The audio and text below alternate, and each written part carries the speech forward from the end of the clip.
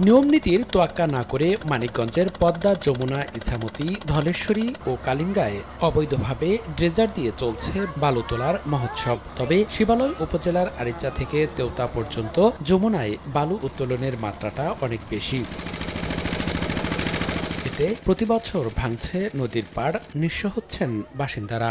এছাড়াও দিনরাত ড্রেজারের শব্দে অতিষ্ঠ গ্রামবাসী। মাত্রাতিরিক্ত শব্দ দূষণে পাশে থাকা স্কুলের শিক্ষার্থীরা মনোযোগ বসাতে পারছে না ক্লাসে। বাড়িঘর নিঃস্ব হয়ে যাচ্ছে, ভাঙ্গিয়া তুইলা তোর বালুর টানে। পোলাপান লেখাপড়া করতে পারে না, ঘুমাইতে পারে না, এক ঘরে থেকে চিল্লাচিল্লি করলে আর এক ঘরে শোনা যায় না।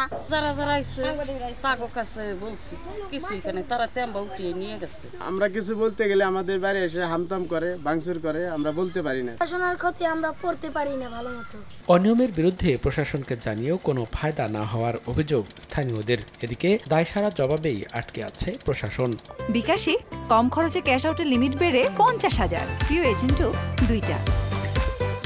স্থানীয় সকল শ্রেণী পেশার মানুষ সহ আমাদের সংশ্লিষ্ট সকলকে নিয়ে এই ড্রেজারগুলো যাতে বন্ধ করা যায়, এই লক্ষ্যে আমরা কাজ করে যাচ্ছি। অবৈধভাবে যেন কেউ কোনো প্রকার বালু উত্তোলন করতে না পারে সেজন্য আমরা মানুষের মাঝে অ্যাওয়ারনেস তৈরি করা, পরিবেশের ভারসাম্য বজায় রাখার জন্য সাধারণ মানুষ থেকে শুরু করে স্বার্থান্বেষী মহল যারা আছে প্রত্যেকে কিন্তু অ্যাওয়ারনেস তৈরি করে সেই কার্যক্রম কিন্তু পাশাপাশি আমরা করছি। মানিকগঞ্জের পদ্মা, যমুনা নদী সহ অভ্যন্তরীণ নদীগুলোতে শতাধিক ড্রেজার দিয়ে অবৈধভাবে বালু উত্তোলন করা হচ্ছে।